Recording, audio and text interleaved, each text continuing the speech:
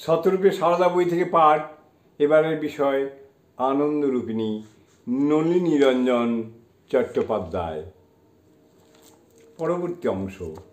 একদিন তো স্বয়ং নিবেদিতা দুহাত দুপায়ে ভর দিয়ে সিংহ সাজলেন, আর তাঁর পিঠের পর জগদ্ধাত্রী হয়ে বসলেন লক্ষ্মী দেবী।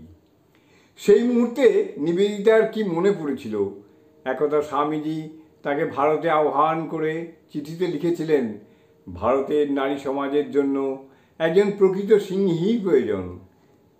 সে এক অপূর্ব দৃশ্য। মাটির সিংহ তো নয়, সুতরাং অনুষ্ঠানের ত্রুটি থাকবে কেন?